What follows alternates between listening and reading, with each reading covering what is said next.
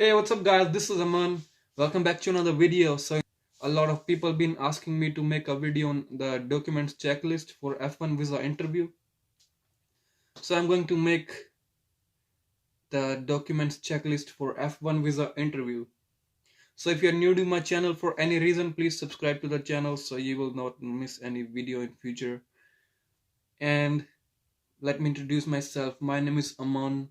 I'm a student here in USA and I just try to help the other students to and show them the right path. तो video शुरू करते हैं.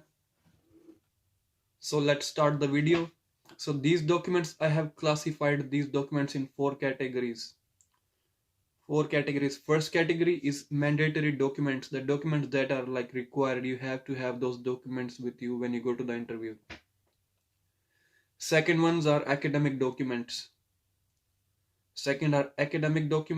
Third are financial documents. Fourth is other additional documents that you have. So let's talk about the first category.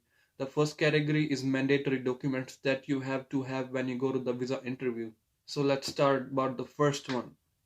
In the first category, the first document comes a valid passport. The second document, you need I-20 letter from the university, your admission letter. You need that I-20. You also need to take your DS-160 form, which is the visa application that you filled. Take that application with you, and also take the application payment receipt. When you made a payment for that visa application, also take that receipt with you. And you also need the birth certificate, so take the birth certificate also with you. Okay, so these were the category 1 documents, the mandatory documents that you have to have with you. Now let's talk about the second category. Second category comes the academic documents. The very first one is you need the DMC of 10th 12th class. You need the mark sheets of 10th and 12th class, original ones. Do not take the copy of it. Take the original one with you to the interview. If you have any degree, diploma or certificate, you will need to take that also with you. You need to take the original document. Do not take the copy. I say again, do not take copy. You need to take original document. If you received any scholarship, take that scholarship letter with you. Another thing comes the scores for TOEFL, GMAT, IELTS or SAT. If you gave any of the exam from them, take that score with you.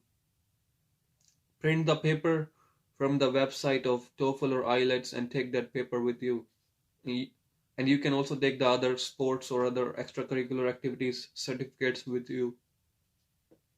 Okay, so these were the academic documents. Now let's talk about the third category, which is financial documents. This is a very important category. So make sure you have all the documents that you need to fill these financial category documents. Okay, the first document is the original affidavit of support from your sponsor. Who is sponsoring you? You need to have an affidavit.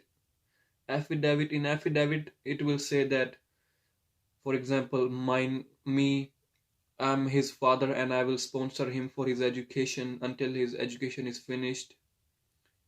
And I have this much fund in my account and this is how I will sponsor him. So, for example, this was an example. So you have to have an affidavit like this. And the affidavit should not be older than 5 days. It should be latest affidavit. Do not take an old affidavit, get a new affidavit which is before like 4 to 5 days before your interview. The other financial document you need to take with you is bank letter. In the bank letter, the bank manager or anybody will state your sponsor's information and will tell that how much money they have in their account. That's what I did. I went to the bank. I asked the manager if they can write a letter for me. So they wrote a letter for me stating the name of my sponsor and saying how much money my sponsor has in the account. And make sure it's latest. Do not take the old one. You need to take the 4 to 6 months of bank statement of your sponsor. If possible, you should also take the passbook with you of the bank account and with the passbook which has the recent entries. Other document is you should also take the original income tax returns of your sponsor of last 2-3 years. Other thing you need is to take a proof of the job of your sponsor. So whoever your sponsor is, wherever they work, suppose they work for a company, you should ask the company to write a letter stating that your sponsor is working there for this long and this is how much they make every month. And yeah, because this is a proof that your sponsor has a job and can sponsor you in future also. So get that letter from the company or wherever your sponsor is working. I mean, you can also get a payslip of your sponsor of past 5 to 6 months. Other things you can also take with you, like fixed deposit if you have any, or if you have land, you can take any papers of land, agriculture, or any fixed deposit, provident fund you can take, or like loan paper if you took the loan for education, you can take the loan papers with you. So those were the financial documents that you need. Now let's talk about the fourth category, the other additional documents. The additional documents, the first one is that you should take all of the admission letters and rejection letters from the university that you applied to. So if you did not get accepted to all the universities, take the rejection letters from the university and also take the admission letters from the universities, from all the universities to which you applied to. Also take the documents that you submitted to the university when you applied for admission, like statement of purpose, letter of recommendations, other financial documents that you submitted to the university, and any payment that you have made to the university so far, any fees that you have submitted to the university, take that receipt of that payment also. And if you have any work experience, if you have worked in the past, take the work experience documents with you. Okay, so these were the 4 categories that I told you about. First was mandatory documents, very important documents that you need to take with you. Second is academic, third is financial documents, fourth is other additional documents that you have. So now let me tell you this. There is 95% chance that the visa officer will not ask you for any documents except your passport and I-20 letter. There is 95% chance that they will not ask for any document. But in some cases they will ask for documents, and if you do not have those documents to prove your point, then this will ruin the chances of you getting the visa. So that's why be ready. Take all the documents with you. When I had my interview, I took all the documents with me, even though the visa officer did not ask me for any documents besides my passport and I-20 letter.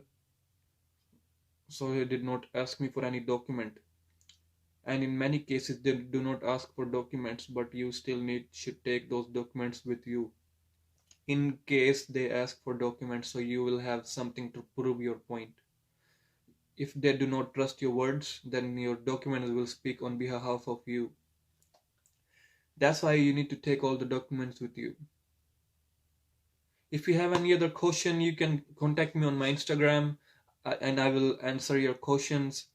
I will leave a link on the screen, and I will also leave a link in the description. You can always contact me on Instagram. I'm always here to help you, guide you in the right direction. And make sure you subscribe to the channel. If you think this video was helpful, make sure you like this video and subscribe to the channel, and I'll see you guys in the next video. Good luck for your visa interview journey.